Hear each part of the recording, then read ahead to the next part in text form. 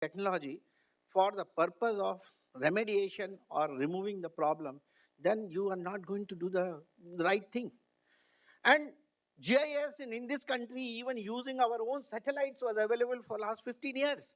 When NRSA started giving the images of India's every nook and corner with almost a meter accuracy, and now they are giving at sub-meter accuracy. Can I not find out how many times Ganges drifted from left bank to right bank by how many kilometers or meters and provide a system? We are talking of waterways. Now, inland waterways and flood control system, they have to be integrated.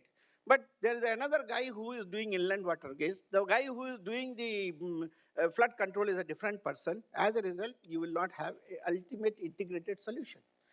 Now, all this, when you make smart cities, have to be an integral part of your planning process. Whether it is in fact, you are talking of Swachh Bharat. I must say Swachh Bharat and the smart city and zero energy waste and all this should form as an integrated solution. I was in Hisar. There is one sect called Sacha Dera Baba Soda. You know, he is famous for some other TV activities and all that. But the great work which he has done is, you should see that. He owns about 10,000 acres of land. And that ashram, so-called ashram, is all about more than 1,000 houses, all doing agriculture. He has connected the toilet waste, the cattle waste, the water which is coming from various sources into a bioreactor, and he produces natural gas, methane. That natural gas he bottles and gives it to all these gentlemen who are living there, all houses. And the remaining thing, he is generating power, which runs his complete farm. All the agriculture produce he has taken to a level that he is making wafers, jams, jellies, aloe vera. Now about 10,000 people are having good life. He has got a hospital, he has got 2 educational institutions. He's practically running this as a smart city, may not be using much of the ICT technologies, but he has done that kind of a thing. Mr. Nanda was asking me, that project can certainly be taken as a starting point when we can say how a group of about 10,000 acres in that segment. Yes, I can say there is isolation, there are problems, and he is an authority by himself. He runs it like that. He doesn't have any regulatory problems and so on. He doesn't have to... Pardon? Yeah, he doesn't have any problem. He's able to do it. But probably the next door, I see Haryana, Faridabad and Delhi 25 kilometer distance. But if you see Delhi is a good place. But 25 kilometers away, if you see the kind of crisis of hygiene is there in that city, the villages, it is something you can't imagine. So you have to take lessons from all of them and then start looking at. I will not go into many of these details. I just want to talk about technologies which can solve, because one action which we have done in terms of all the 15, 16 programs of Government of India, my personal agenda is to look at technology interventions for these programs, whether it is Digital India or smart cities, or it is poverty alleviation or agriculture, or whatever that, all these programs, we should look at what is the kind of technology intervention is there. One of the things which is coming today in the world is innovating to zero. That is, zero concept is zero breaches of security, zero accidents, zero fatalities, and zero emissions. That is what is called the system. The zero defects, complete recyclability from the household, cradle to concept, and zero waste, zero emissions, and so on. And all technologies which will be favored there. Similarly, for zero carbon dioxide emissions, that means all your methods of generation of energy have to be in that sense. That is wind energy, solar, I think most of you know. But one area which is coming up, and I am going to talk about it tomorrow in IIT, is that you should be able to become totally carbon neutral if you go for methanol economy.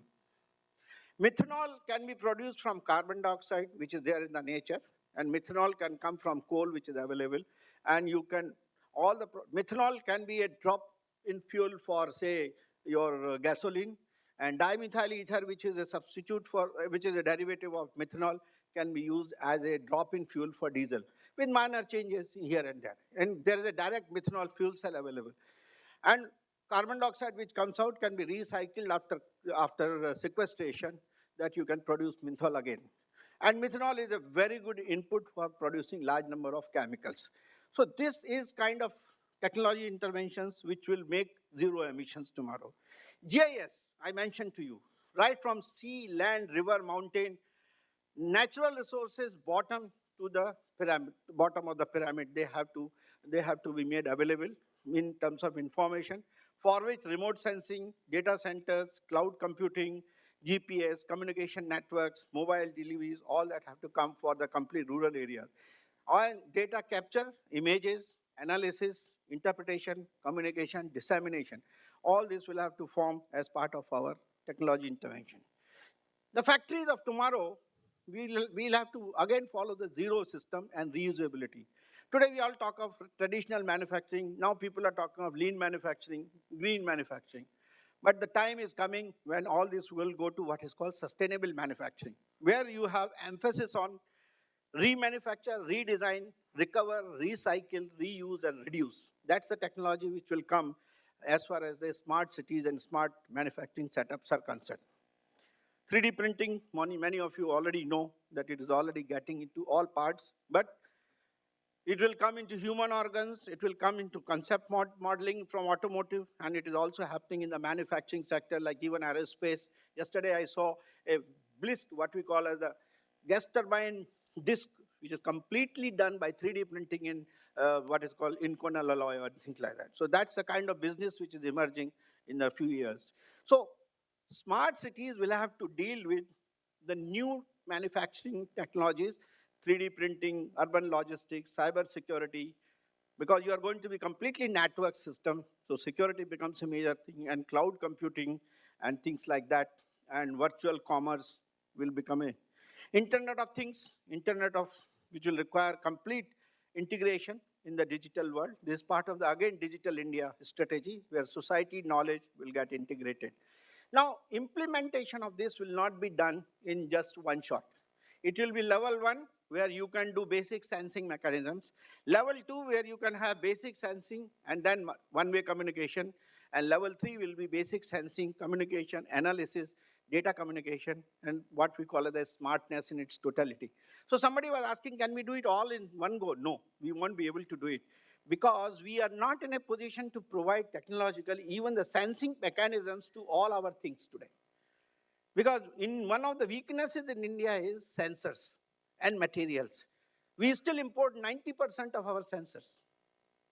Pressure sensor, temperature sensor, humidity sensor, weather sensors, about 80% of that are imported. So if you want to really do it for the level in which it is required for all the Internet of Things, obviously it requires a huge intervention in terms of manufacturing and development of basic products which will make it happen. And a grid like that will be covering all aspects, which is transportation to entire thing, which will be on a smart city information map. And they will certainly have all these services on this map. The new communication network will now go to, from what we have today, from audio, video, to then sensors, to 3G, then edge computers, then 3G, 4G networks, and of course the internet archive, and go to the cloud, which will be used tomorrow. Now this will have to be positioned if we have to make any city smart enough, which will be able to monitor what is happening and how it is happening. I'm not so much worried about the ease of that somebody can do sitting in his office and switch on a microwave oven. That's one aspect of ease, the comfort. But the most important thing is, in the healthcare, in the mobility, in the transportation, can I solve the problems which are going to make life comfortable? It is not the human comfort alone. It is basically the overall comfort which we are looking at. And that's why it is going to go in a gradual manner. It is not going to happen in one shot. It will happen like RFID tags have come, then cost reduction during surveillance systems have come, the locating ability of devices located in those to receive geolocation signals, miniaturization of the power packs, efficiency, electronics, and finally the total agents, which will be able to convert the physical world with the virtual world. So cloud will come in a big way, big analytics, big buildings, universal access, and major IT companies will have a lot of work to do here. Main thing what is going to happen is you are going to change over to complete human-centric system.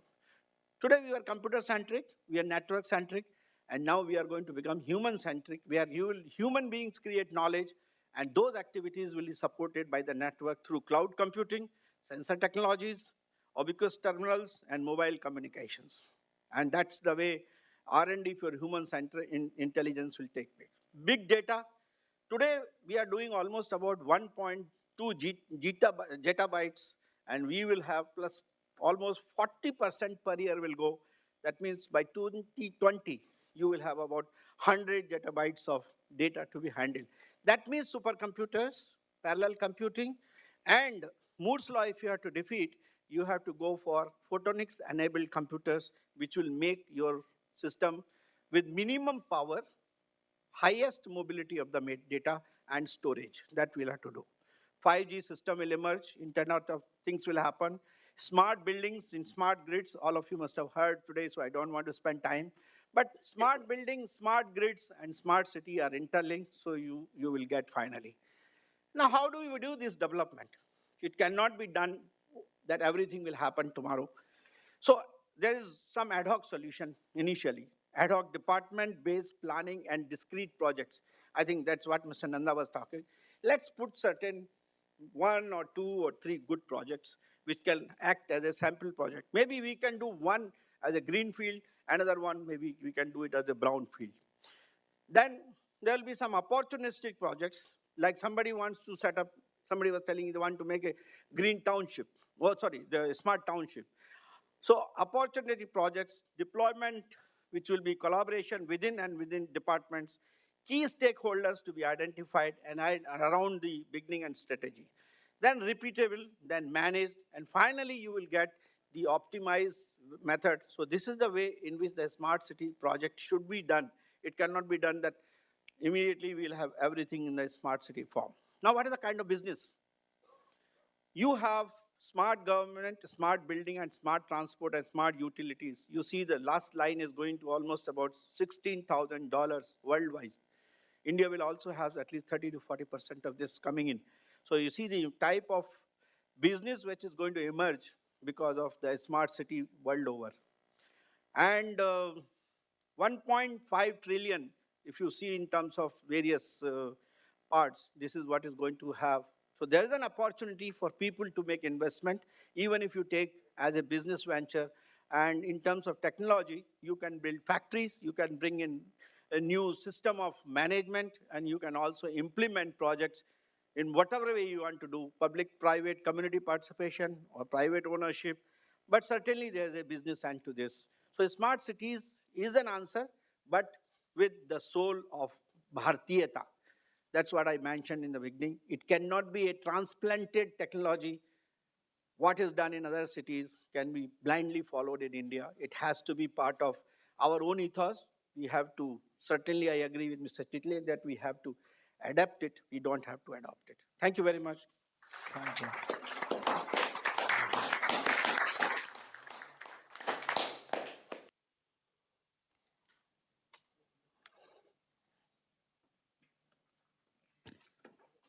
Thank you very much, Dr. Saraswat, for that exhaustive presentation. And may I thank you especially for being the guest of honor for this valedictory session. May I now invite Dr. Madhav Rajwade, Secretary, Vignan Bharati, and Vice Principal, Sate College, to propose the vote of thanks, the pleasant duty of proposing a vote of thanks. A big round of applause for Dr. Rajwade. Thank you very much.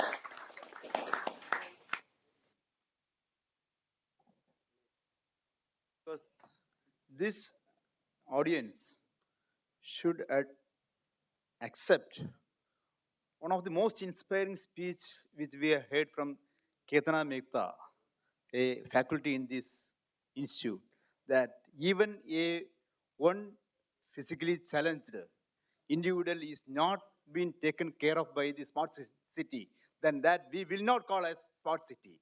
You please accept this.